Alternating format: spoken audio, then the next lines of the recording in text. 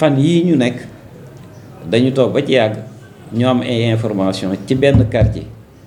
boo xamante ni ci commune Bambey la ñu koy wax Kër Saakura ñu informé nañu kat am na ay privé yoo xamante ni dañ ne dañuy may population yi ay lampadaire ak ay lampe yooyu ak lampadaire yooyu nag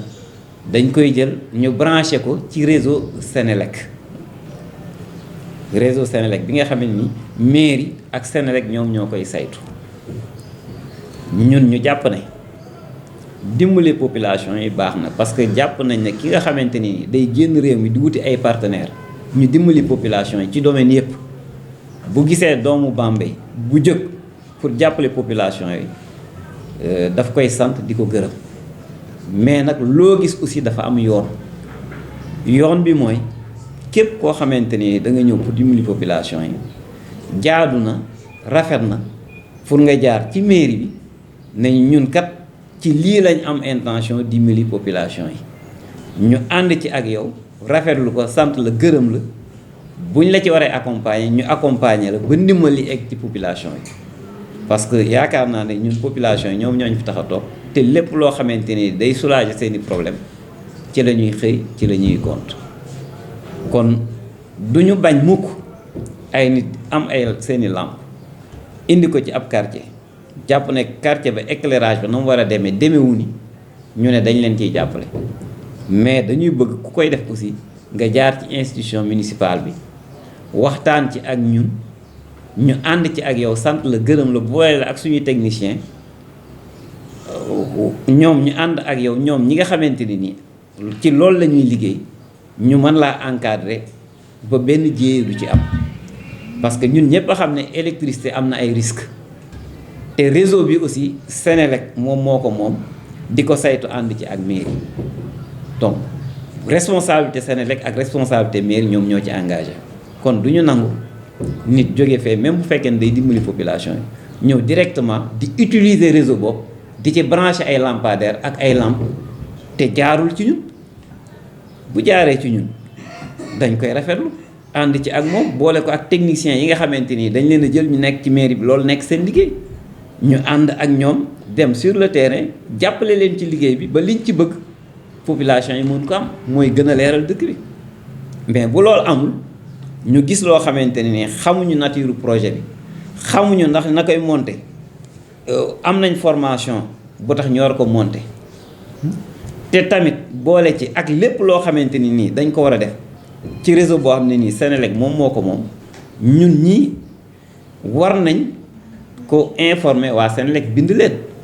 bind autorité administrative bi fi nekk loolu yëpp pour ñu mën ko def il faut que ñu am ci ay information te comme ñi ko def aussi dañu bëgg a jéggi mairie bi dem def ko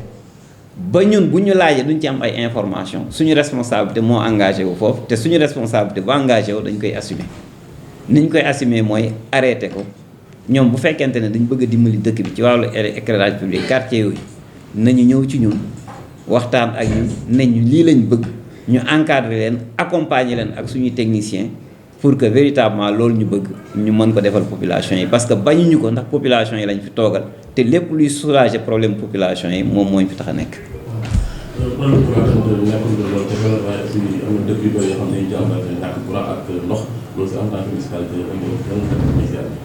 waaw problème mu ndox am na ay quartiers périphériques yoo xam ne ni am na problème mu ndox mooy quartier yi nga xam ne ni ñu mujjee lotir mais quartier yi nga xam ne nii yàgg nañ Bambey am nañ ndox. yooyu nag am na programme boo xamante ni nii ci biir commune bi teg nañ ko pour régler problème boobu ci suñu budget 2021 am na lu ñu prévoir pour loolu yàlla def sax aussi ñu am benn citoyen Bambeya boo xam ne nii comme yéene bi ñuy am ñi teg lampadaires yi yéene bu rafet lañ am mais citoyen boobu aussi yéene boobu la am mais ba mu am yéene dafa ñëw ba ci ñun dañu man ingénieur hydroélectricien la Bambey laa dëkk am naa entreprise dégg naa ne da ngeen bëgg a attaquer problème mu ndox mi études yi am naa entreprise boo xam ne ni mën na leen ko defal gratuitement ñu rafetlu ko ànd ci ak moom c'est un professeur d'université bu dëkk fii Bambey ñu koy wax Mor Talla Cissé ñu ngi koy sant di ko gërëm au passage ci acte boobu te loolu la ñuy séentu ci ñëpp amul lenn lu nit di def fii ci dëkk bi pour population yi ñun ñu koy bañ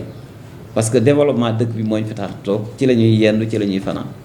mais nag loo gis dafa am yoon lépp lu waaye bëgg a def na jaar ci ñun waxtaan ak ñun ñu encadré ko ànd ci ak ñun duñ ko teree jamais parce que ci population yi lay jëm te am na njëriñ donc bi mu defee loolu moom Mor Talla Cissé nañu dinañu defal études yi fii ñuy waxee te ñu ngi def études yi buñ defee études yi ba pare ñu jublu ci problème boobu pour que fii ak fin d'année problème ndox boobu nekk un mauvais souvenir te am na sax leneen loo xamante ne na ci ndox bi parce que boo xoolee Bambey amoon na problème mu ndox bu neex et je pense que loolu aussi dafay réglé wu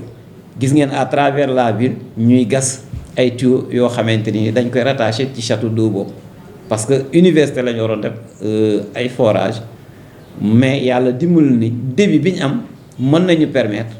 ñu régler problème mu ndox bu neex bi Bambey parce que Bambey boo xoolee ñaari forage la forage bi nekk côté Waxal Jàmm moom mooy produire ndox bu am xorom bi forage bi nekk fii moom mooy produire ndox bu neex bi léegi bu ñu tëjee forage bi nekk Waxal Jàmm raccordé université ci forage bi nekk fii dëkk bi yëpp dafay am ndox mu neex te projet boobu mu ngi nekk en cours donc bu ñu ko couplé ak li ma leen wax léegi je pense que d'ici la fin de l'année problème mu ndox ce sera un mauvais souvenir fii ci commune Bambey. donc problème courant bi aussi comme ni ma ko waxee rek nekkul problème mu changer ay lampe ak ay lampadaire problème mu courant Bambey du lool Bambey ñëpp xam ne tey ville universitaire la yokku na demande yi ci kër yi yokku nañ bu njëkk da ngay dugg ci benn quartier benn télévision nga fa fekk nit ñi seetaan tey da ngay dugg ci kër fekk fa 5 télévision ay frigo matériel électroménager yu jël courant donc bëgg-bëgg yi yokku na alors que li ñuy joxe ci énergie électrique yokkuwut trop suivre bëgg-bëgg yi loolu li muy jur mooy réseau bi day am ay fluctuation maanaam day am moment yoo xamante ni nit ñi buñ branché seen appareil yëpp da ngay gis courant bi day faible man quartier bi ma dëkk am na heure yoo xam ne boo fa nekkee doo am courant bi dafay faible nit ñi bu ñuy délesté seen appareil courant bi di yokk boobu ak wàññeeku boobu moom mooy tax lampe yu ñu monté day lakk léegi bi ñu ci waxtaanee ak Senelec ñu ngi wut benn solution définitive d'abord boo duggee ci dëkk bi je pense que boo leen waree di ngeen gis am na ay poteaux yoo xam ne c'est des poteaux en ciment ñu ngi koy def ci dëkk bi pour changer poteaux yi nga xam ne dañ fi nekk parce que poteaux yi risque bi mooy am na joo xam ne da nga leen gis ñu taxaw mais ci biir max yi dañ ko jàpp loolu sax bokk na ci li justifié ñun ñu arrêté loolu ñooñ doon def parce que par hasard bu ñu jëlee koo xam ne du technicien mu ñëw fekk benn poteau yéeg fekk max yi daf ko jàpp te poteau yooyu ñun identifié nañ leen bu daanoo indi jéer suñu responsabilité mooy engagé wu te loolu lañ ci bañ donc bu ñu changé poteau yi ba pare Senelec aussi ñun defal nañ leen délibération pour foo xamante ni dañ fay poser beneen poste électrique bu ñu posé poste électrique bi li ñuy jox Bambey ci énergie électrique dina yokk bu yokkoo ba li ñu bëgg ci énergie électrique am nag ñu soor a attaqué problème mu ampoule yi parce que nekkul problème mu ampoule kese ñëpp a gis ne mairie chaque année day changer ampoule mais bu ñu changer 2 mois day lakkaat donc je pense que régler ko une bonne fois pour toutes moom moo gën te ñu ngi ci tànk yi liggéey boobu Senelec commencé na ko balaa yàgg dina pare incha allah population yi. Senelec ak rythme bii ñuy wax naan ay amuti ay fil amul. ak rupture de fil truc comme ça est-ce que loolu tamit jarul yéen autorités locales yi ngeen xaw a yëngal wax leen tuuti ñu gaawantu parce que loolu aussi day yàqal population parce que ñoom ñoo ciy sonn rek. wax nga dëgg moo loolu am na. parce que quand même ñun bu ñu sañoon rythme bi ñuy defee liggéey bi gën a gaaw parce que boo xoolee pose poteau yi depuis daaw ñu ngi koy def te couvrir agul dëkk bi yëpp te boo ñëwee dans les différents quartiers di nga gis sax foo xam ne nii dañ fa jal ay poteaux yoo xam ne depuis daaw ñu nga fa monté guñ ko kon loolu aussi dañ leen di ñaan ñu gën a gaawal rythme bi parce que buñ ko posé rek ba pare rek pour éclairer dëkk bi ni ñu ko bëggee du jafe pare aussi am na jéego yu ci am parce que projet ANER bi nga xamante ne nii état moyen nañ ko muy 500 lampadaires solaires 400 yi ñu def ko ci commune bi 100 yi ñu def ko université permettre nañ aussi artères yu dëkk bi yëpp les grandes artères leer na quartier yi nag leeraay bi des na foofu dañ koy nangu te loolu moo am fépp ci Sénégal aussi mais problème la boo xamante ne nii am nañ volonté pour régler ko parce que dans le budget même de la commune de Bambey am na lu ñu prévoir pour loolu suñ ko combiner action yi Senelec di def je pense que ak ñaan bi nga xam ne nii moom la seen confrère wax léegi ñu ñaan waa Senelec ñu yokk seeni jéego mu gën a gaaw je pense que bu ñu jàppalee ci loolu balaa yàgg rek problème électrification dans la commune de Bambey day nekk un mauvais souvenir.